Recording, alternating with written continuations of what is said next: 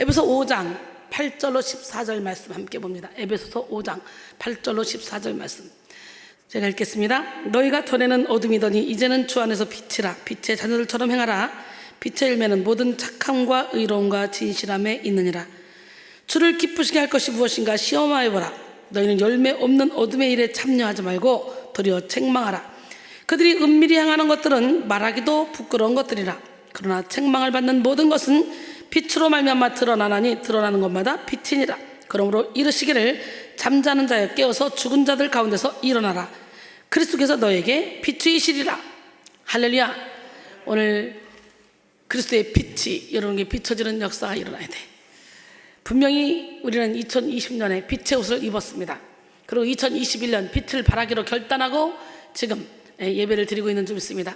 한 번 더 혹시라도 빛의 옷을 입지 못한 사람이 있을까 걱정이 돼서 한 번 더 구습을 따르는 옛사람의 옷을 벗어버리고 빛의 옷을 입읍시다.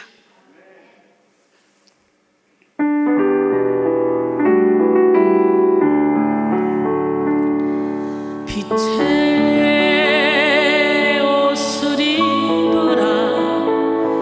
의의 옷을 입으라. 새 사람을 입으라. 육체의 욕심 따라 살아가는 영혼들아,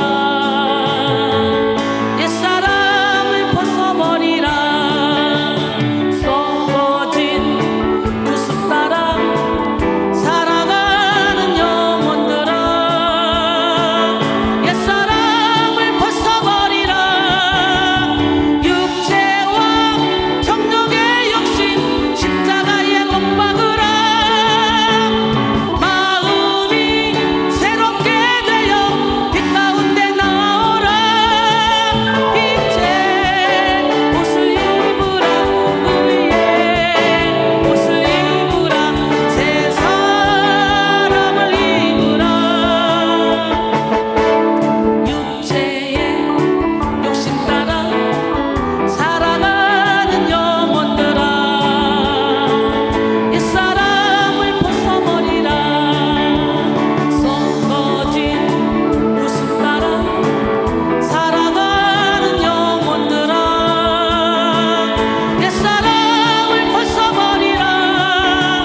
정욕과 육체의 욕심 십자가에 못 박으라. 마음이 새롭게 되어 빛 가운데 나오라. 빛의 옷을 입으라. 의의 옷을 입으라. 새 사람을 입으라. 빛의 옷을 입으라. 의의 옷을 입으라. 새 사람을 입으라. 예수 그리스도의 옷, 예수 그리스도의 옷. 아멘. 우리 이 옷을 입고 빛을 발해서 영혼을 구원하는 일에 생명을 겁시다. 빛을 발합시다.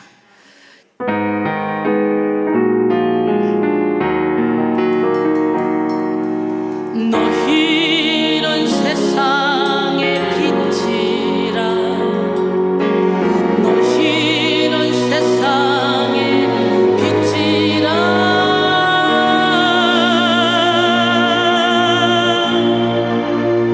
빛을 발하라. 빛을 발하라. 빛을 발하라.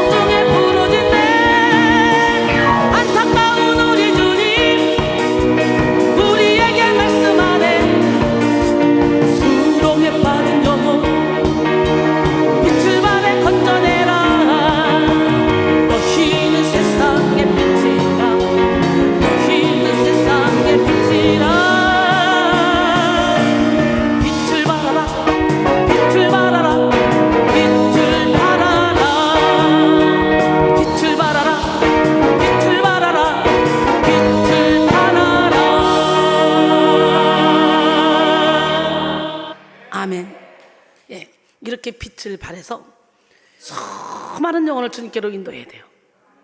이 바닷가의 모래보다 더 많은 우리를, 사람들 중에 누구를 불렀어? 이 부족한 저와 여러분을 불러서 주님이 빛을 발하게 하십니다. 그렇기 때문에 오늘 우리는 영원토록 빛나기 위해서 하나님, 주님이 주신 이 빛을 가지고 마음껏 빛을 발해 영혼 살려서 영원토록 하늘의 별처럼 빛나겠습니다. 그런 마음으로 함께 찬양합니다.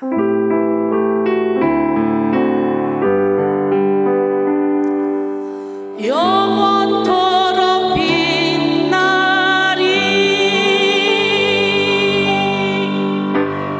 바닷가에 모래같이 많고 많은 사람 중에 나를 택해 연단하여 쓰시려고 하시네.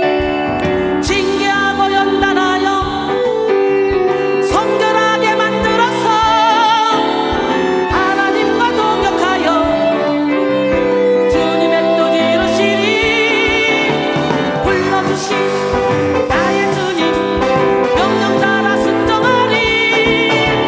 하나님과 동역하여 복음 들고 나가서 지친 영혼 상한 영혼 주님께로 인도하여 저 하늘의 별과 같이 영원토록 빛나리. 저 하늘의 별과 같이 영원토록 빛나리. 할렐루야. 2021년 새해 첫 번째 주일이죠. 거룩하고 복된 신년 주일에 우리는 하나님이 기뻐하실 영과 진리의 예배를 드림으로 하나님께 복을 받아야 돼요. 2021년 한 해 동안 주의 뜻을 이루며 형통한 삶을 살 수 있도록 영혼의 복, 물질의 복, 건강의 복, 관계의 복, 사업의 복, 만남의 복, 가정의 복을 받아야 돼요. 이러면 가정이 있어도 거기서도 물질의 복, 아멘, 영혼의 복, 아멘, 아멘, 아멘. 부부가 같이 앉아서 자녀들과 같이 앉아서 막 아멘 해야 돼요. 말이 떨어지는 것마다 아멘으로 화답할 때 그것이 여러분의 것이 됩니다. 천국의 시민권자로 살면서 천국의 능력을 행하도록 성령 충만의 복과 번영의 복, 풍요의 복을 받아야 됩니다.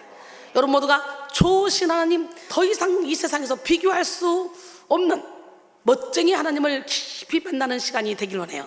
좋으신 하나님은 신년 주일을 맞아 하나님만을 바라보고 하나님만을 의지하는 자에게 하늘의 문을 활짝 열어주시고 물 붓듯이 복을 부어주실 것입니다.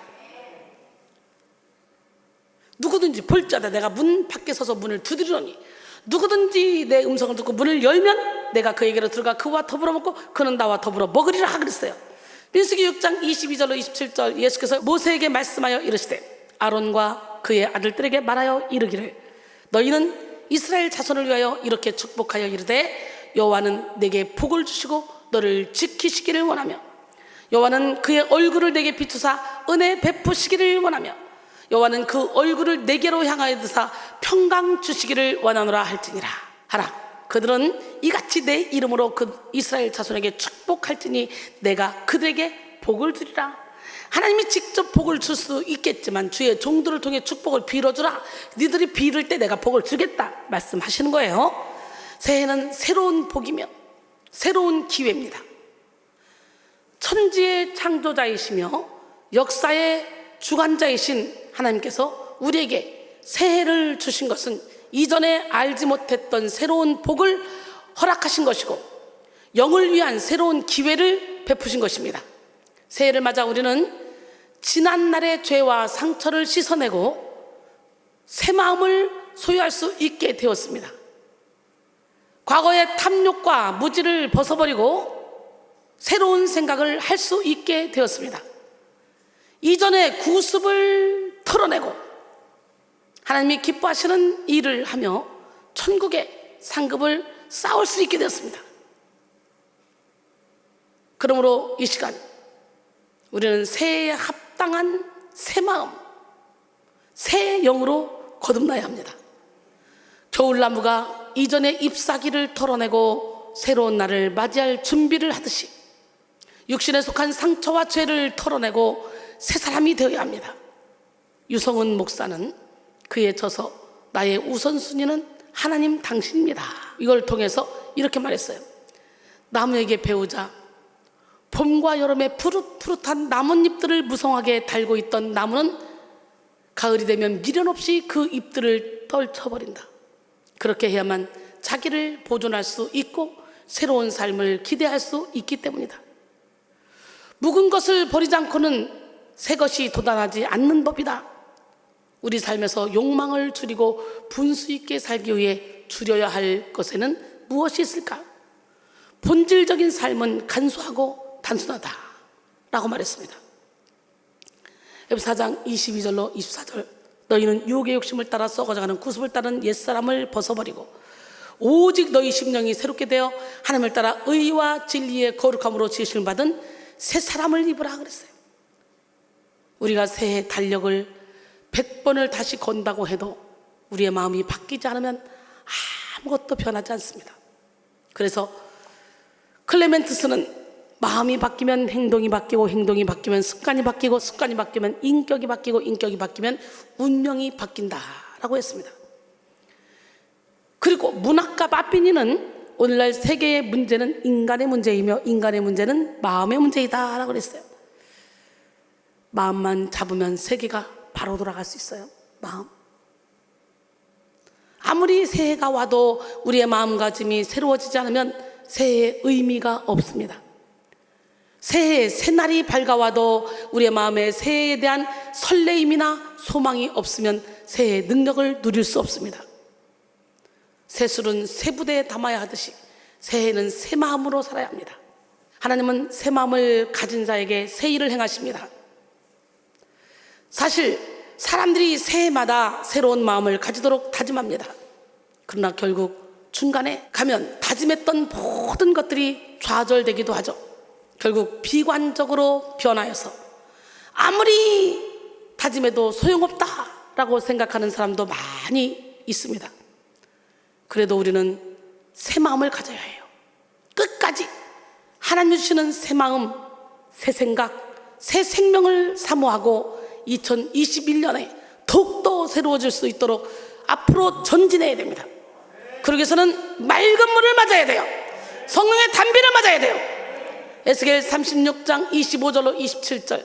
맑은 물을 너희에게 뿌려서 너희로 정결하게 하되 곧 너희 모든 더러운 것에서와 모든 우상 숭배에서 너희를 정결하게 할 것이며 또 새 영을 너희 속에 두고 새 마음을 너희에게 주되 너희 육신에서 굳은 마음을 제거하고 부드러운 마음을 줄 것이며 또 내 영을 너희 속에 두어 너희로 내 율례를 행하게 하리니 너희가 내 규례를 지켜 행할지라 그랬어요.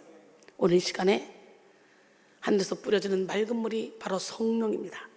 성령의 생수를 받음으로 여러분의 마음이 새 마음, 부드러운 마음, 아름다운 마음으로 말씀을 저절로 지키며 살아가는 기적의 주인공들이 되기를 원합니다. 이사야 43장 18절로 20절. 너희는 이전 일을 기억하지 말며 옛날 일을 생각하지 말라. 보라, 내가 새 일을 행하리니 이제 나타낼 것이라. 너희가 그것을 알지 못하겠느냐? 반드시 내가 광야의 길을 사막의 강을 내리니 장차 들짐승 곧 승냥이와 타조도 나를 존경할 것은 내가 광야의 물을 사막의 강들을 내어 내 백성 내가 택한 자에게 마시게 할 것입니다. 할렐루야. 여러분 인생이 광야입니까? 사막입니까? 하나님은 길을 내시고 강을 만드시는 분. 여러분 영혼에서 생수의 강이 넘쳐나 여러분 영혼이 시온의 대로가 되길 원합니다. 고린도서 5장 17절. 그런즉 누구든지 그리스도 안에 있으면 새로운 피조물이라. 이전 것은 지나갔으니 보라 새 것이 되었도다 그랬어요. 여러분은 2021년 새해를 시작하시면서 하나님께 어떤 기도를 하셨습니까?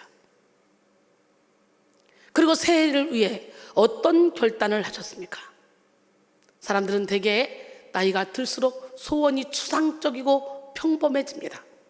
남은 시간이 많지 않고 꿈을 이룰 힘이 충분하지 않다고 생각하기 때문이죠.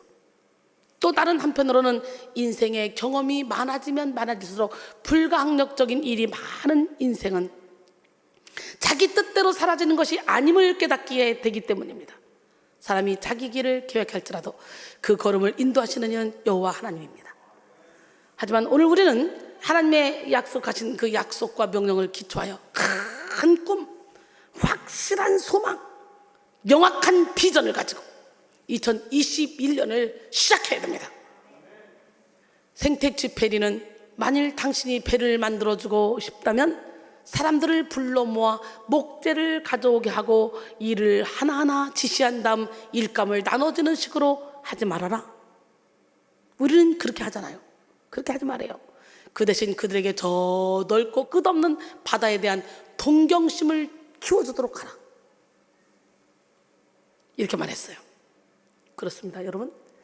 영어 공부를 시키려면 자꾸 여기서 단어 공부시켜서 공부시키지 말고 영어권에 데려다가 딱 갖다 놓고 거기서 그냥 몇 달이고 살게 해봐. 그러면 답답해서라도 공부를 하게 돼 있어. 꿈만 있으면 꿈을 위해 살게 된다는 뜻이죠. 오늘 우리는 하나님이 우리에게 주신 꿈을 붙잡아야 돼요. 우리 안에 거하시는 성령은 우리에게 거룩한 소원을 주시고 이 소원대로 행하는 삶을 살 수 있도록 우리에게 능력을 베풀어 주십니다. 빌립보 2장 13절 너희 안에서 행하시는 이는 하나님이시니 자기의 기쁘신 뜻을 위하여 너희에게 소원을 두고 행하게 하시나니 그랬어요. 여기서 소원을 두고 행한다, 이거로 번역된 텔로는 마음이 내키게 하다라는 뜻입니다. 하나님은 우리에게 억지로 일하게 하지 않으시고 일을 하게 하시기 전에 먼저 그 일을 하고 싶은 의욕을 불러일으킵니다. 그러므로 우리는 하나님이 주신 마음의 소원을 감지할 수 있도록 깨어 있어야 돼요. 새해를 시작하는 이 귀한 시간에 우리는 육의 욕심을 따른 소원은 다 내려놓고 하나님의 뜻을 위한 영의 소원을 확고하게 붙잡아야 합니다. 그리고 성령께서 주신 소원을 따라 기쁨과 감사, 희망과 열정을 가지고 새롭게 한 해를 시작해야 돼요. 저는 한 해 마무리도 너무 멋지게 신바람나게 했고 한 해 시작도 너무너무 행복하게 했습니다. 해마다 반복되는 새해지만 새해의 주인이신 하나님께 소망으로 반응하는 사람만이 새해의 복을 누릴 수가 있습니다. 이 시간 여러분 모두가 새해에 합당한 새 마음으로 새로운 시작을 하시기를 소원합니다. 특별히 2021년 우리는 빛의 자녀가 되어 빛을 발해야 돼요. 하나님은 우리 교회에 2021년 표어로 빛을 발하라 라는 말씀을 주셨어요. 말씀과 동시에 찬양도 주셨어요. 지금 세상은 캄캄한 어둠 속에 있기 때문이죠. 우리가 살고 있는 이 세상에는 온통 어둠이 가득합니다. 도덕적 어둠, 정치적 어둠, 교육적 어둠, 경제적 어둠, 문화적 어둠, 예술적 어둠, 사회적인 이 어둠들이요 가득합니다. 이 흑암 가운데 기뻐 뛰고 있는 교회와 사람과 목사와 성도는 우리 교회.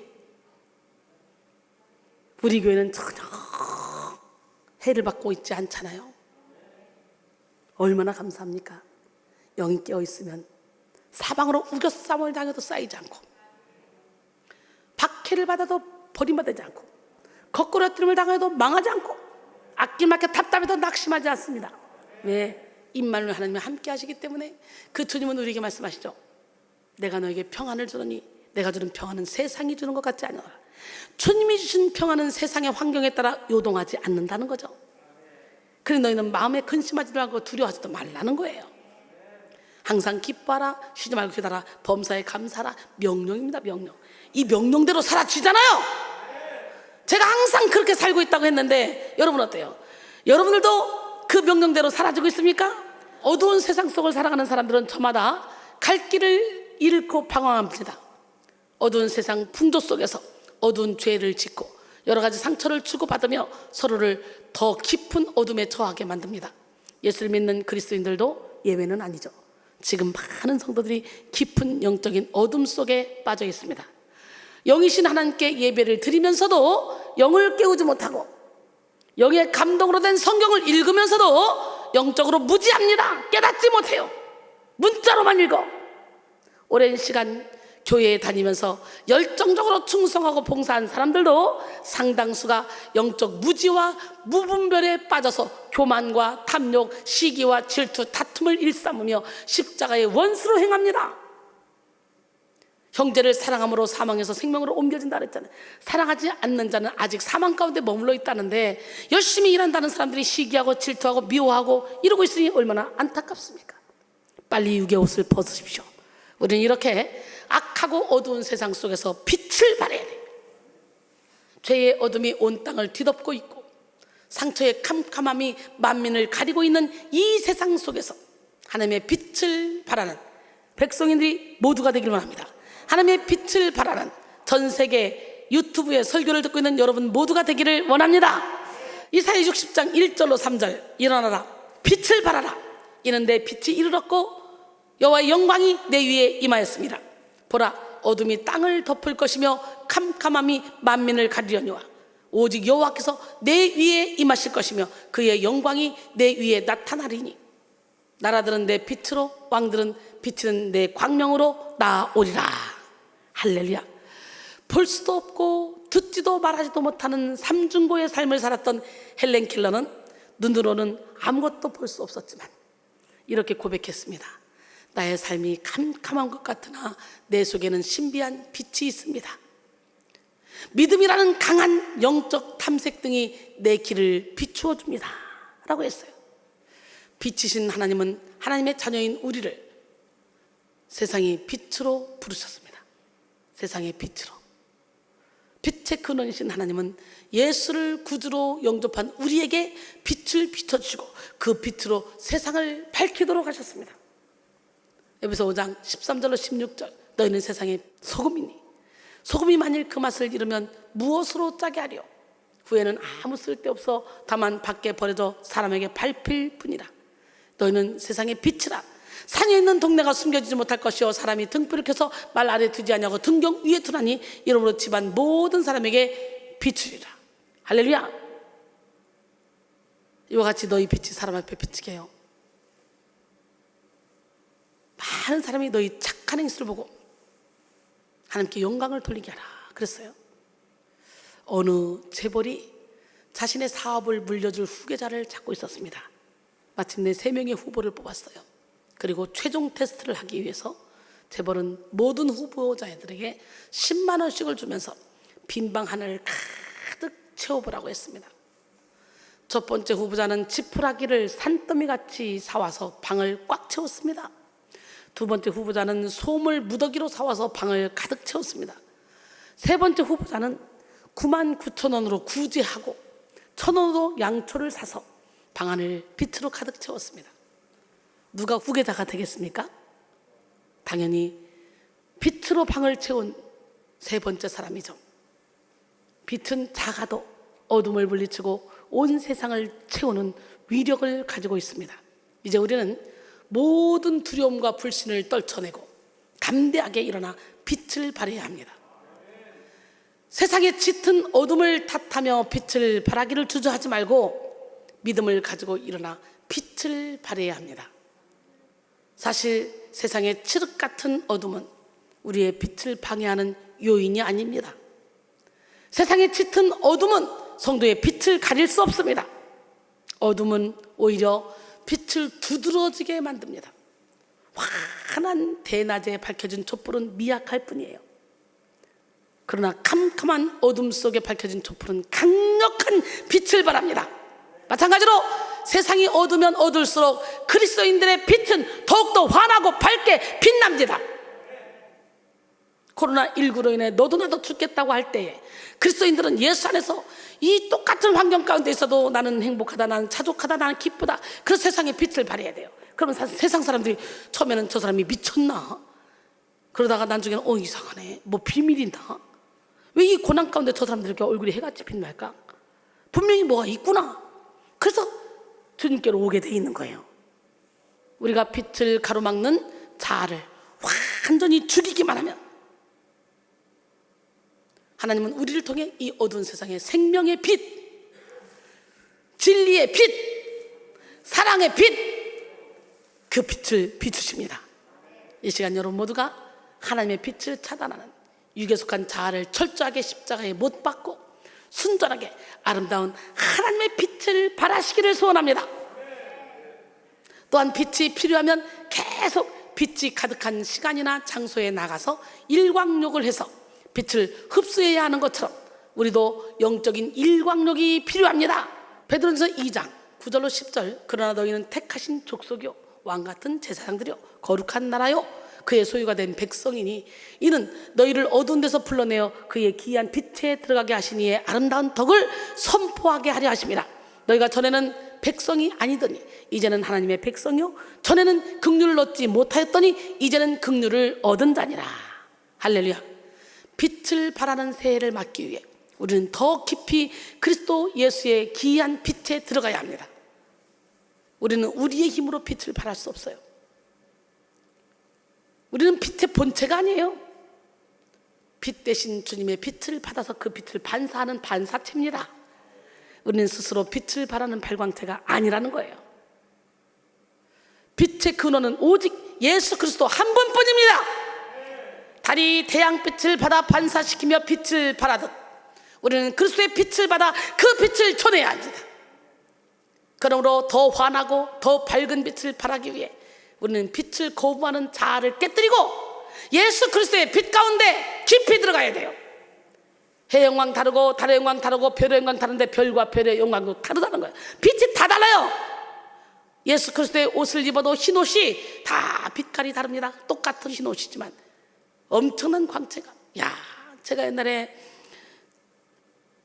막 충만하잖아요. 저는 360일 충만하잖아. 그래서 어저께도 잠 못 잤어요. 너무 충만해서 설교 한번 보고 그리고 자야지.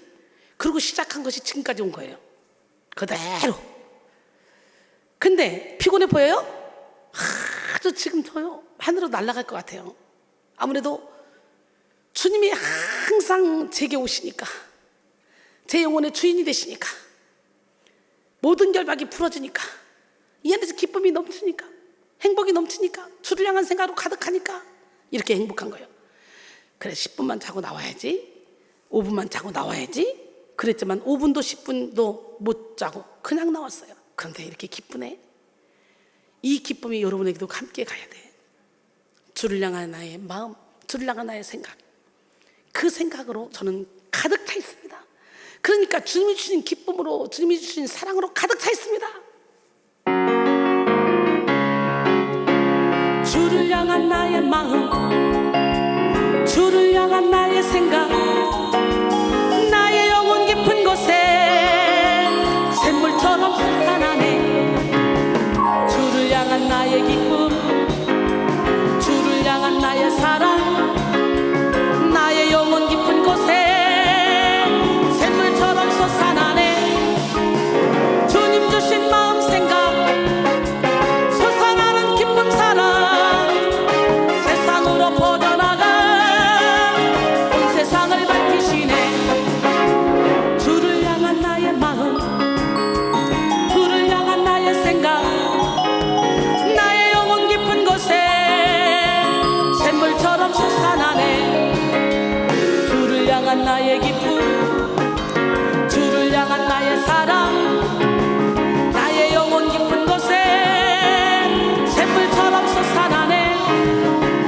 주님 주신 마음 생각, 솟아나는 기쁨 사랑, 세상으로 퍼져나가 온 세상을 밝히시네. 세상으로 퍼져나가 온 세상을 밝히시네. 생명의 빛이신 예수 그리스도를 만나기 전에는 우리도 다 어둠이었어요. 저 좀 보세요. 저 좀. 주님이 저를 부르실 때 얼마나 무섭게 부르셨는지 몰라. 이야, 신혼여행 갔다 와서 난 행복해, 나는 기쁘, 난 즐거워. 그리고 신혼여행 신나게 갔다 왔는데 오자마자 결혼하고 3일 만에 고난이 찾아왔어. 나는 행복하게 살 것밖에 없다고 생각했지만 그 당시에 32평 아파트에 몇십 년 전에, 35년 전에 32평 아파트에 좋은 자동차에 음악하고 나면서 돈을 300~400만 원 벌어서, 그 당시에 제가, 우리 신랑은 직장 갔잖아. 대졸자 봉급 그 당시에 33만 원이었어. 그럴 때 저는 10배 이상이 벌었어. 그러면서 떵떵거리면서 행복하게 살 수 있다고 자부했지만 신혼여행 갔다 오자마자 이상한 바람 소리를 동반하고 이상한 형체가 와서 제 목을 졸리는데 숨이 그냥 잘 때냐? 아니야. 아침에 신랑 출근시켜놓고 좀 쉴까? 그리고 침대에 앉으면 바람 소리와 함께 나는 그 저절로 몸이 누워지고 저절로 눈이 감겨져. 정신이 말짱해. 그러면 노략질하는 거예요. 숨이 끊어지기 직전에 놓고 가는 거예요. 집이 무섭고 이제는 뭐 멋이고 뭐고 다 필요 없고 세수도 못해. 무서워서 핸드백만 들고 그냥 도망가듯이 학원으로 가서 학원에서 그냥 하루 종일 소파에 누워 있는 거예요. 그때 7살 먹은 유치원 학생이 계속적으로 순복음 소식지를 저한테 갖다 줬어. 누워서 할 일 없으니까 선생님들이 다 레슨하고 저는 그 레슨할 기력이 없는 거예요. 워낙 육체적으로 싸운 것보다 더 심하게 몸이 파김치가 되는 거예요. 그래가지고 그 소식지를 누워서 읽었어. 누워서 소식지를 읽다가 나도 모르게 믿음이 들어간 거야. 그래서 그 꼬마를 따라 순복음교회를 가게 된 거야. 가자마자 첫 발 딛자마자 엄청난 하나님의 음성을 들었죠. 하늘문이 열리는 축복을 받았어요. 성령세 불세를 다 받았어요. 근데 저에게 어느 정도 영적 전쟁이 셌으면 제가 두 손 두 발 다 들고 교회로 갔겠어요. 3월 22일 날 결혼해서 3박 4일에 신혼여행 갔다 와서 잠을 하루 자다가 3월 26일 새벽에 신랑 아침에 출근시키고 그날 아침에부터 영적 전쟁이 들어갔는데 그게 영적 전쟁인지 뭔지도 저는 몰랐어요.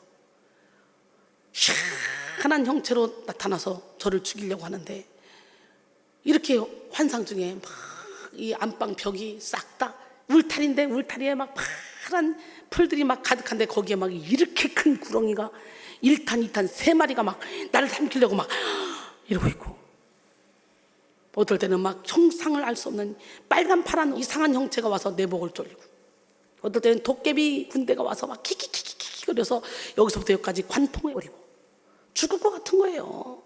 방법이 없어. 어쩔 수 없이 교회에 갔는데 가자마자 조인규 목사님이요. 그것도 비디오 예배 드렸잖아요. 가서 조인규 목사님이 예수 이름으로 사탄을 물러가라 이거 가르쳐 주더라고. 이 사탄이구나, 이게 귀신이구나. 그때 깨닫게 된 거예요. 그리고 4년 반 동안 매일 싸웠는데 옛날에는 뭔지도 모르고 일방적으로 그냥 당해서 단 하루만 편하게 살다가 죽었으면 좋겠다 그랬는데 교회를 가니까 이제는요 어둠이 내 몸에 손을 못 대. 주변에서 맴돌기만 해. 그런데도 힘든 거야. 결국은 4년 반을 얼마나 치열하게 싸웠는지 몰라. 4년 반 만에 그날도 막 사탄하고 막 싸우고 몸부림을 치고 있는데 저는요 벌써 바람 소리가 나면 사탄에게 걸려들지 않으려고 의지를 잡으려고 내가 막 눈을 크게 뜨고 막 몸을 막 세우려고 하는데 바람 소리와 함께 마치 마취 주사를 놓으면 알면서 굳어가잖아. 그런 것처럼 마취 주사 놓은 것처럼 저절로 누워지고 저절로 눈이 감아지고 저절로 당하는 거예요. 그냥 그랬는데 이제는 예수의 이름이 있잖아. 예수 믿은 다음에 예수 이름으로 떠나가라 그러는데 내 영이 약하니까 떠나가질 않아. 주변에 맴돌아. 몸에 손은 못 대지만 맴도는데 저게 귀신이라는 걸 알으니까 더 미치겠는 거지. 단 하루만 편하게 살다가 죽었으면 좋겠다. 이것이 내 소원이 됐었는데 결국 그 엄청난 전쟁을 뚫고 나와서 어둠의 영에 사로잡힌 영혼들을 치료하는 능력자가 됐어. 하나님이 부족한 종을 그렇게 어둠 가운데 막 끌려다니는 영혼들을 끄집어내서 자유케 하는 그런 일에 저를 사용하고 있다는 거예요. 할렐루야. 성령과 피로 거듭나기 전에 우리는 세상의 공허와 혼돈과 흑암에 갇혀서 죽음의 상태에 있었는데 본인이 죽음의 상태에 있었는지도 모르는 거지. 근데 저는 워낙 세니까 어디다 내놔도 열정적으로 살아서 잘 살 것 같으니까 하나님이 세상의 방법으로 저를 부르신 것이 아니라 영적인 방법으로 저를 부르셔서 두 손 두 발 다 들게 하신 거예요. 에베소 2장 2절로 3절 그때 너희는 그 가운데서 행하여 이 세상 풍조를 따르고 공중의 권세자마자를 따랐으니 곧 지금 불순종의 아들들 가운데 역사하는 영이라. 전에는 우리도 다 그 가운데서 우리 육체의 욕심을 따라 지내며 육체와 마음이 원하는 것을 하여 다른 이들과 같이 본질상 진노의 자녀였다. 우리는 다 본질상 진노의 자녀였어요. 그래서 오늘 본문을 기록한 사도 바울은 감옥에서 에베소 성도들에게 편지를 쓰면서 그들도 예수를 만나기 전에는 어둠이었음을 밝히죠. 에베소 5장 8절. 너희가 전에는 어둠이더니. 어때요? 저도 어둠 가운데 푹 파묻혀 있었는데 하나님께서 저를 부르시려고 하니까 어둠이 먼저 알고 나를 공격해서 아예 죽이려고 했던 거야. 근데 하나님이 나를 지켜주셨어. 4년 반 만에 전쟁 치르다가 천장에 예수님 모습이 옆모습으로 빛으로 탁 나타나셨어. 어머 예수님! 없어졌어. 한 번만 더요. 어머 예수님! 한 번만 더요. 3번째 봤어요. 3번째 보고 나니까 어둠이 내 귀에 들려주더라고. 나는 이제 너에게 더 이상 못 있겠다. 간다! 그러고 떠나가더니 어떤 책갈피 속으로 쑥 들어가더라고. 그래서 여러분 집안의 책장도 음란물, 이상한 뱀, 호랑이 뭐 이런 이상한 짐승들 뭐 이런 거 있는 책이 많이 있으면 그 틈을 타고 들어가는 걸 제가 영으로 느낀 거예요. 책갈피 속으로 들어가다니까 그것들이. 그래서 책도 우리는 잘 봐야 돼. 잘못된 사상 책 읽으면 잘못된 사상에 빠져서 인생 망쳐버려. 공부 많이 한다고 좋은 게 아니야. 우리 어떤 교수님이 그러더라고. 제가 신학교 다닐 때 얼마나 은혜를 많이 받았는지요. 그냥 새벽기도 시간에 가서 십자가 앞에 가서 기도를 몇 시간씩 하고 막 영적으로 열려서 너무너무 행복했는데 신학 공부하고 막 외국 가서 유학하고 하다 보니까 이게 다 소멸되고요. 지금은 내 영혼이 너무 곤고해요. 이런 말씀을 하시더라고요. 소멸합니다. 소멸하지 않도록 항상 깨어 있어야 돼. 뭐 맨날 드리는 예배인데 뭐 나 다 알아. 집에서 드려도 되고 뭐 아유 뭐 다 알아. 그게 아니에요. 기회만 있으면 예배 드릴 수 있으면 우리는 열심히 하나님 앞에 예배 드리면서 날마다 영혼이 깨어야 돼. 날마다 주님 오신 것을 기념해야 돼. 날마다 주님이 내 안에 사시는데 내 안에 사신 주님이 날마다 나를 통해 일하실 수 있도록 주님을 주인으로 모셔야 돼. 시시때때로 왔다 갔다 하는 주님이 아니라 여기서 아예 자리를 잡게 해야 된다니까. 주께서는 심지가 견고한 자를 평강하도록 지켜주신다 했잖아요. 오늘 날마다 우리는 성탄절이 돼야 되고 날마다 주님 오신 날이 돼야 돼. 이 시간에 다시 주님을 주인으로 모십시다. 주님 오신 날 기쁘고 즐거운 날, 주님 오신 날 마귀가 패배하는 날, 주님 오신 날 모든 결박 부러지는 날, 주님 오신 날 진리 안에 자유하는 날, 주님 오신 날 사망 권세 이기는 날, 주님 오신 날 어둠이 떠나가는 날, 주님 오신 날 새롭게 거듭나는 날, 주님 오신 날 새 생명을 얻는 날, 썩어간 세상 속에 빛으로 오신 주님, 혼돈 속의 질서를 공허함의 만족을, 주님 오신 날 자아가 깨어지는 날, 주님 오신 날 사랑이 넘쳐나는 날, 주님 오신 날 모든 것이 회복되는 날, 주님 오신 날 진리 안에 자유하는 날, 오늘이 바로 주님 오신 날, 지금이 바로 주님 오신 날, 주님 오신 날. 아멘. 바로 지금이. 여러분, 빛이 없는 어둠 속에서는 아무것도 보이지 않아요.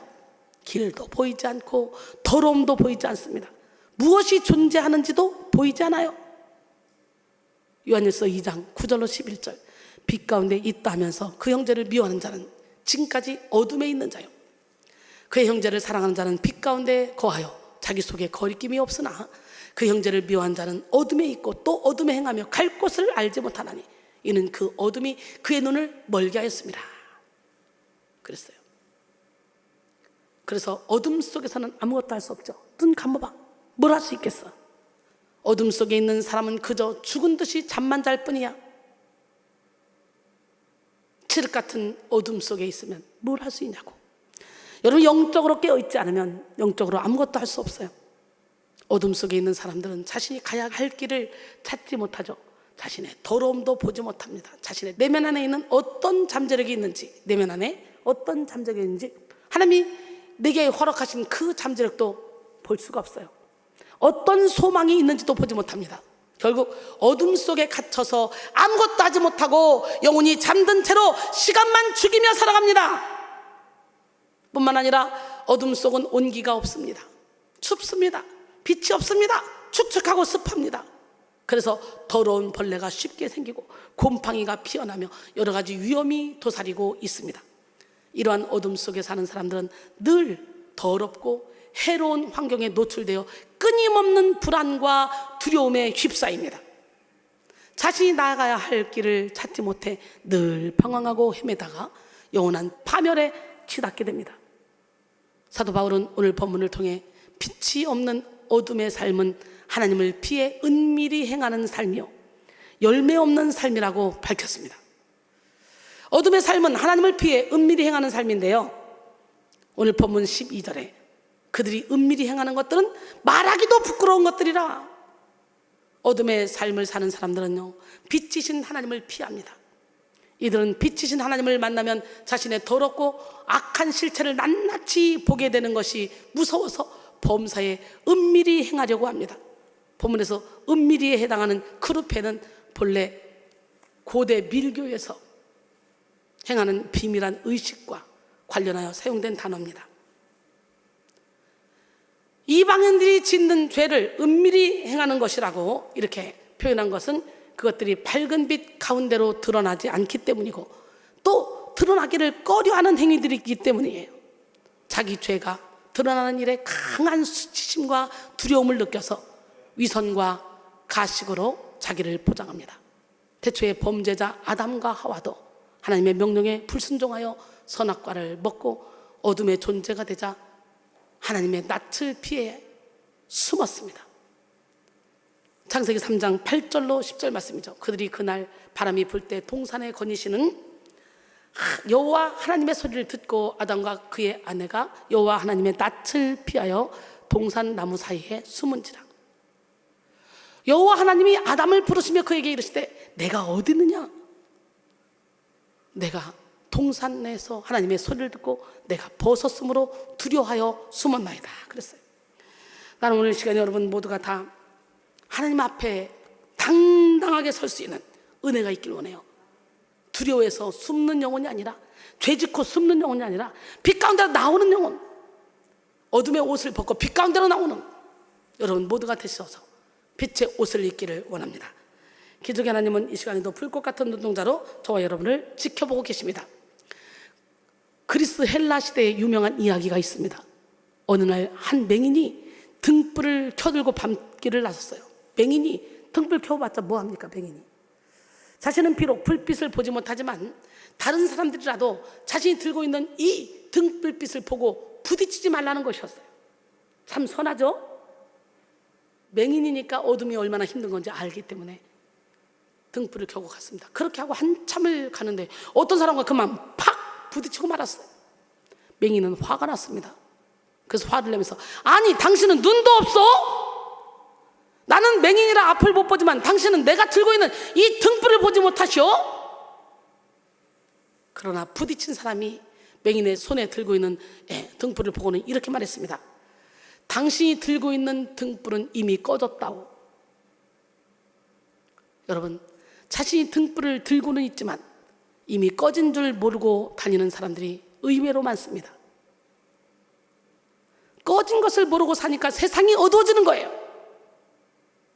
아담과 하와 이후에 사람들은 하나님을 피하여 어둠의 삶을 살게 되었습니다. 어둠 속에 사는 사람들은 자기 죄를 깨닫지 못하고 자기 실체를 보지 못합니다.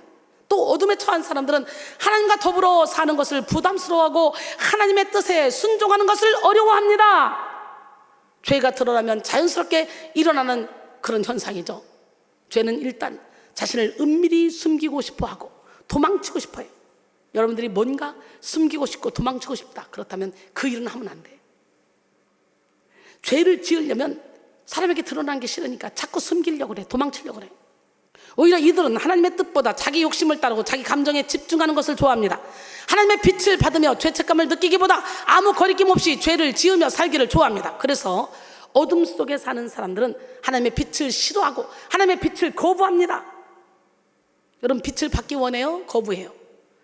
로마서 7장 9절에 보니까 전에 율법을 깨닫기 전에는 내가 살았더니 계명의 이름에 죄는 살아오고 난 죽었다. 어때요?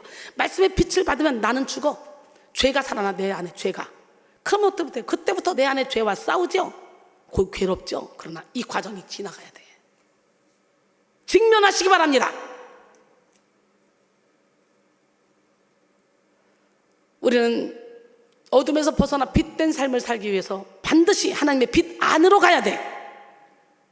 하나님의 빛 안으로 나아가면 정말 자존심도 상하고 고통스럽지. 나도 모르는 나의 실체를 보게 되니까.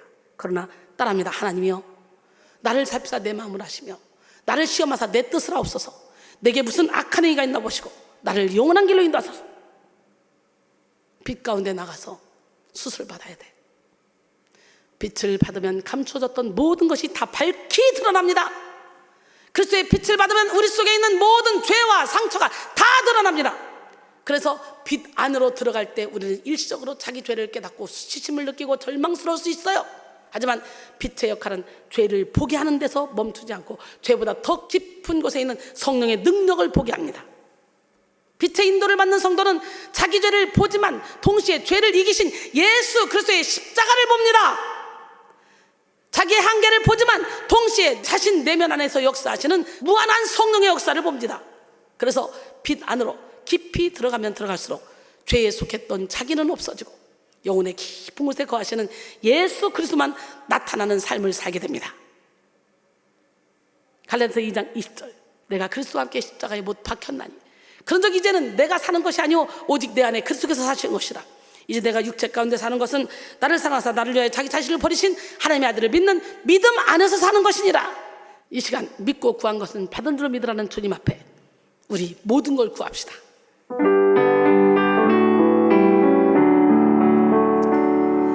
믿고 구한 것은 받은 줄로 믿으라.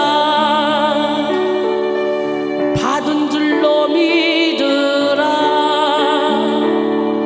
믿고 구한 것은 받은 줄로 믿으라. 너희는 먼저 그의 나라와 그의 의를 구하라. 너희는 먼저 그의 나라와 그의 의를 구하라. 그리하면 모든 것을 너희에게 더하시리. 그리하면 모든 것을 너희에게 더하시리. 구하라 주실 것이요 찾으라 찾을 것이요 문을 두드리라 열릴 것이니. 구하라 구하라 주실 것이요 찾으라 찾을 것이요 문을 두드리라 열릴 것이니. 구하라 믿고 구한 것은 받은 줄로 믿으라. 믿고 구한 것은 받은 줄로 믿으라. 아멘. 2021년 믿고 구한 거 다 받은 줄로 믿으시기 바랍니다. 여러분 모두가 하나님을 피해서 은밀히 행하던 삶을 청산하시고 빛 가운데 들어가서 죄를 발견하고 죄를 씻김받는 은혜를 누리길 원합니다.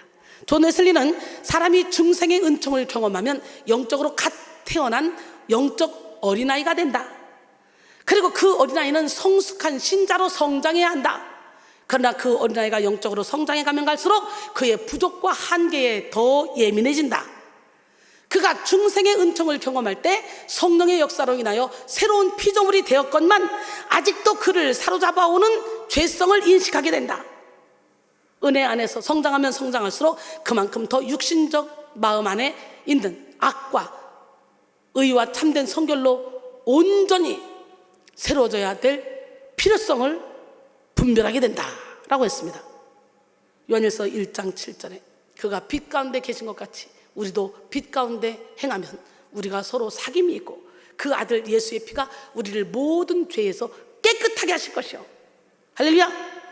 에베소 4장 13절로 15절, 우리가 다 하나님의 아들을 믿는 것과 아는 일에 하나가 되어 온전한 사람을 이루어 그리스도의 장성함을 향해 충만한 데까지 이르리니 이는 우리가 이제부터 어린애가 되지 아니하여 사람의 속임수와 간사한 유혹에 빠져 온갖 교훈의 풍조에 밀려 요동하지 않게 하려 함이라. 오직 사랑 안에서 참된 것을 하여 범사에 그에게까지 자랄지라. 그는 머리니 곧 그리스도라. 할렐루야. 두 번째로, 어둠의 삶은 열매 없는 삶이에요. 오늘 본문 11절에 너희는 열매 없는 어둠의 일에 참여하지 말고 도리어 책망하라 그랬어요. 여기서 책망하라에 해당하는 엘렌케테는 폭로하다, 꾸짖으라, 노출하라 라는 등의 강한 뜻을 가진 단어입니다. 그리스도인은 물론 죄와 멀리해야 되지만 보다 더 적극적으로 신중한 마음으로 죄에 빠져있는 사람들에 대해서도 관심을 갖고 그들이 그 죄로부터 벗어나도록 권면해야 한다는 얘기예요. 하나님이 사랑하는 자녀가 죄를 지면, 잘못된 길로 가면 인생 막대기로 사람 채찍으로 때리잖아. 우리는 빛의 옷을 입고 그들을 인생 막대기로 사람 채찍으로 때리는 그 책망하는 일에도 쓰임 받아야 된다는 거예요. 그러니까 네가 뭔데 날 가리키려고 들어 그러지 마시고, 누군가가 권면할 때 하나님이 저 사람을 들어서 저 사람의 인생 막대기로 나를 때리고 나를 징계하는구나. 당나귀 입술을 통해 말씀하신 하나님, 어린아이 통해서도 말씀하신 하나님 들어야 돼. 그래서 자꾸 유익하다, 좋다 싶은 거 내 거로 만들어야 돼. 서로가 권면해야 되는데 야비한 사람은 권면하지 않습니다. 왠 줄 알아요? 요거도 먹기 싫어요. 물에 물 탄 듯 술에 술 탄 듯. 그런데 진짜 의리 있는 사람은 그분이 잘못된 길로 갈 때 욕을 먹을 각오를 하고 권면해 줍니다. 특히 영적인 안내자가 권면을 하는데도 안 듣고 바락바락 겨드는 사람이 있어요. 어떻게 바뀌겠어? 그거 못 고칩니다. 자기가 깨닫지 못하는 거 하나님이 주의 종을 통해 깨닫게 하려고 그러는데 억울하다고 바락바락 소리 지르면 어떻게 고치겠어? 못 고치지. 깨집시다. 부서집시다. 무너집시다. 왜냐하면 우리 하나님, 어둠 속에 있는 사람들은요, 자신이 어둠 속에 있는지 조차를 몰라. 믿음이 떨어지면 10명 중에 9명이 너 잘못하고 있어 하는데 본인 한 명이 왜 나만 가지고 그래? 왜 너희들은 똘똘똘 뭉쳐서 나한테만 야단치고 뒷담화하는 거야 도대체? 이렇게 나가는 거예요. 깨닫는 은혜가 여러분에게 있어지길 원합니다. 어둠 속에 사는 사람들은 하나님 없이 헛된 것만 쫓기 때문에 열매 없는 삶을 살아갑니다. 어둠에 있는 사람들은 영원한 일과 헛된 일, 중요한 일과 중요하지 않는 일을 구분하지 못하기 때문에 영원한 영의 일은 무시하고 헛된 육의 일에 집착합니다. 그래서 어둠의 삶을 사는 사람들은 열심히 살아도 열매가 없고 부지런히 살아도 후회만 하는 허무한 삶을 살아가죠. 선을 행한다고 하면서 악을 행하고 잘 살려고 몸부림치다가 범죄하고 자기와 많은 사람들의 영혼을 다치게 만듭니다. 그러므로 우리는 열매 없는 어둠의 일에 대한 책망을 받고 어둠의 삶을 청산해야 돼. 하나님보다 더 사랑하는 건 모두가 다 우상이야. 군사로 다니는 자는 자기 생활에 얽매이는 자가 하나도 없나니 이는 군사로 모집한 자를 기쁘시게 하려 함이라.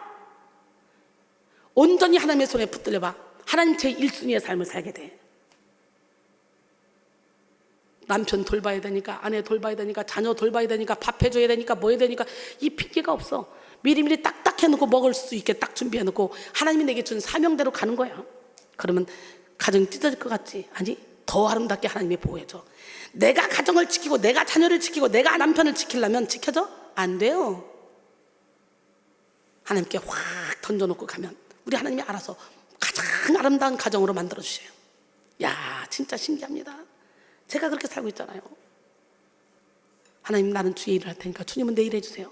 그리고 맡겨놓고 다녔더니 하나님께서 얼마나 멋있게 우리 가족들이 다 롤 모델로 컸잖아요. 아름답게 속 한 번도 안 새기고. 그러니 가족을 하나님이 그렇게 지켜주니까 제가 마음껏 영역을 행하며 다닐 수가 있는 거예요. 하나님께서 여러분에게 권능을 줬어? 그러면 너희가 성령을 받으면 권능을 얻고 예루살렘과 온 유대와 사마리아와 땅끝까지 이르러 내 증인되래. 주님이 특별히 선택해서 증인되라고 불러준 여러분이 나 이것 때문에 핑계대면서 하나님의 일을 못하겠다. 그렇다면 그 사람은 아직도 어린아이 신앙을 갖고 있는 거죠. 양육생. 그런 사람들을 훈련시키려면요 막 달려듭니다. 여러분, 연수 따지지 마. 내가 목사인데 전도사인데 따지지 마. 내가 권사인데 따지지 마. 열매 맺는 삶을 살아야 돼. 하나님의 말씀대로 살아야 돼. 우리가 우상 삼기 제일 좋은 게 물질과 우리 가족이잖아. 그러니까 사단은 그걸 가지고 우리를 흔들어 버려. 오늘 이 시간에 하나님보다 더 사랑하는 우상을 예수 이름으로 다 내려놓기를 원합니다. 여러분, 하나님의 빛 아래서 책망받는 것을 두려워하지 마십시오. 빛 안으로 들어가십시오. 거짓된 사람들이 어둠 속에 사는 삶이 편하다고 속여도 속지 마십시오. 과감히 빛 안으로 들어가 빛의 책망을 받아야 됩니다. 우리가 성령께 사로잡힐수록 육의 속성은 힘을 쓰지 못하고 사라집니다. 이에 대해 오스왈드 챔버스는 성령이 사람을 점령하시고 또 통치하시면 육체의 속성은 가을 낙엽처럼 떨어진다라고 했어요. 에베소 5장 6절로 7절, 누구든지 헛된 말로 너희를 속이지 못하게 하라. 이로 말미암아 하나님의 진노가 불순종의 아들들 가운데 임하나니 그러므로 그들과 함께하는 자가 되지 말라 그랬어요. 더불어 빛으로 책망받아 빛이 된 우리는 또 다른 이들의 어둠의 일을 책망하고 빛으로 인도해야 됩니다. 또 다른 이들을 그들의 어둠의 일을 책망하고 그들을 빛으로 인도해야 돼요. 바로 이 시간 빛의 자녀가 되어 빛을 발합시다. 빛이신 하나님은 우리를 빛의 자녀로 불러주셨습니다. 너희가 전에는 어둠이 되니 이제는 주 안에서 빛이라. 빛의 자녀들처럼 행하라. 전에는 어둠이었으나 이제는 주 안에서 빛이라는 거지. 이 말은 삶의 환경이 바뀌었다는 말이 아니라 우리의 존재 자체가 바뀌었다는 말이에요. 이제 우리는 예수 그리스도의 빛을 받아 이전과 전혀 다른 존재가 되었어요. 어둠의 자녀에서 빛의 자녀가 되었고 어둠 속에 고통당하는 삶에서 빛의 능력을 힘입는 삶이 되었어요. 예수 그리스도의 빛 안에는 우리에게 필요한 모든 것, 우리가 바라는 모든 것이 있습니다. 주님의 빛 안에는 생명을 위한 충만한 영향이 있고 어둠을 몰아내며 나쁜 균을 죽이는 소독의 능력이 있으며 진리를 보고 분별하게 하는 지혜가 있습니다.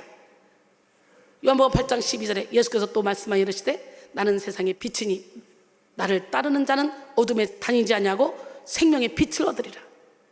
바로 이 시간 빛을 발하는 새해를 맞이하기 위해 그리스도 예수의 빛 안으로 들어가 빛을 받읍시다. 빛을 받아 영적인 잠에서 깨어나고 영적인 변화와 성숙을 경험합시다. 오늘 본문 14절 그러므로 이르시기를 잠자는 자에 깨어서 죽은 자들 가운데서 일어나라. 그리스도께서 너희에게 빛이시리라 하셨느니라. 빛의 자녀가 되어 빛을 받을 때 우리는 착함과 의로움과 진실함의 열매를 맺게 되는 거예요. 어저께도 착함과 의로움과 진실함의 열매 거기에 대해서 말을 했는데 오늘 또 해야 되겠네. 오늘 본문이잖아. 9절이 빛의 열매는 모든 착함과 의로움과 진실함에 있다고.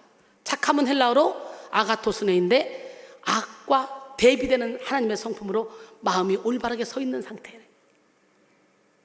그리스도의 빛을 받을 때 우리는 하나님의 마음을 품어 모든 사람에게 선을 행하게 됩니다. 자신에게 피해를 준 사람에게도 선을 행하고 만나는 모든 사람을 향해 이타적인 마음을 품습니다. 살전 5장 15절에 삼가 누가 누구에게든지 악으로 악을 갚지 말게 하고 서로 대하든지 모든 사람을 대하든지 항상 선을 따르라 그랬어요. 할렐루야. 로마서 12장 21절에 보니까 악에게 지지 말고 선으로 악을 이기라 그랬어요. 선으로 악을 이기는 여러분 모두가 되기를 원합니다. 또 의로움은 헬라어로 디카오스네인데요, 주님의 뜻을 따르는 태도를 말합니다. 빛 가운데 행하는 사람들은 주님의 뜻을 밝히 분별하고 매사에 자기 뜻을 버리고 주님의 뜻을 따릅니다. 우리는 빛 안에서 모든 것이 드러난다는 사실을 명심하고 누가 보든지 보지 않든지 하나님이 주신 사명을 감당하며 하나님 나라와 하나님의 의를 구하며 살아가야 됩니다. 고린도서 5장 21절에 보니까 하나님이 죄를 알지도 못하신 이를 우리를 대신하여 죄로 삼으신 것은 우리로 하여금 그 안에서 하나님의 의가 되게 하려 하십니다 그랬어요. 그리고 진실함은 헬라어로 알레데이아로 말과 행위에 있어서 순수하고 정직한 것을 뜻합니다. 빛 가운데 있는 사람은 달마다 자기 내면에 있는 죄를 발견하고 정직하게 자기 죄를 회개합니다. 빛 가운데 있는 사람은 날마다 정죄하고 정직하고 용감하게 자기 죄와 직면해서 죄와의 싸움을 게을리하지 않습니다. 우리는 죄와 싸우기를 피리까지 싸워야 돼요. 사랑하는 성도 여러분, 그러므로 새해는 자기 연민, 자기 애에서 벗어나 범사에 하나님이 기뻐하시는 선택과 행동을 합시다. 받으려고만 하던 삶에서 벗어나 나누고 베풀고 섬기는 삶을 살아가기로 결단합시다. 잠언 11장 24절 25절 흩어 구제하여도 더욱 구하게 되는 일이 있나니 과도히 아껴도 가난하게 될 뿐이라. 남을 윤택하게 하는 자는 자기도 윤택하게 된다는 거예요. 할렐루야. 구제하세요. 더욱더 풍요로워질 것입니다. 황금률이 뭡니까? 마태복음 7장 12절이야. 남에게 대접받고자 하는 대로 너희도 남을 대접하라. 그것이 율법이요 선지자니라. 그것이 구약의 총체입니다. 이기적이고 무정하며 악한 세상 속에서 사랑의 빛, 섬김의 빛, 자비의 빛을 발합시다. 할렐루야. 시애틀의 프랑크 루프 박사는 23년간이나 지독한 관절염으로 고생하며 병석에 누워 있었습니다. 그는 그러한 자기 삶을 비관하며 날마다 자살 충동에 시달렸어요. 그러다가 어느 날 하나님이 자기에게 생명을 연장시켜 주시는 데는 분명한 이유가 있을 것이라고 생각했습니다. 그래서 자기와 같이 신체적인 불구로 어려움에 처한 사람들을 도울 것이라 작정하고 병상에 누운 환우들의 이름과 주소를 모았습니다. 그리고 그들에게 사랑과 격려의 편지를 보냈고 전국적인 협회까지 만들었어요. 그는 침대에 누워서 매년 1만 4천여 통의 편지를 쓰고 방송과 지필로써 수천 명의 병자들을 위로했습니다. 매년 1만 4천 통의 편지로 그 많은 사람들에게 빛을 발했어요. 사랑하는 성도 여러분, 오늘 결론적으로 우리는 빛을 받아서 빛을 발해야 돼. 2021년 새해는 하나님께서 우리에게 주신 새로운 복이며 기회입니다. 우리는 새 마음, 새 영으로 새해를 맞이하며 새해를 통해 허락된 복을 누리고 새해를 통해 천국의 상급을 쌓으며 사명을 감당해야 됩니다. 특별히 2021년 빛의 자녀가 되어 빛을 발하는 여러분 모두가 되길 원합니다. 빛이신 하나님은 우리에게 그리스도의 빛을 비추시고 빛의 자녀가 되게 하셨습니다. 그러므로 우리는 하나님을 피해 은밀히 행하며 열매가 없는 어둠의 삶을 청산하고 그리스도의 빛 안에 깊이 들어가므로 빛을 발하며 착함과 의로움과 진실함의 빛의 열매를 맺어야 됩니다. 육적인 자기애를 벗어버리고 범사에 주님이 기뻐하실 일을 해야 됩니다. 이 시간 여러분 모두가 2021년에 빛진 자녀가 되어 진리의 빛, 사랑의 빛, 승리의 빛을 발하고 많은 영혼을 살리며 하나님의 뜻을 이루어 복 위에 복을 누리시기를 주님의 이름으로 축원합니다. 할렐루야. 자기 스스로 결단합시다. 구습을 따른 옛사람을 벗어버리자. 어둠의 옷을 벗어버리자. 빛의 옷을 입자. 빛을 발하자. 아멘. 영원토록 빛나도록 하나님 전도의 은사를 주시옵소서. 충성하고 헌신할 수 있는 마음을 주시옵소서. 그런 마음으로 함께 찬양 올려드립니다.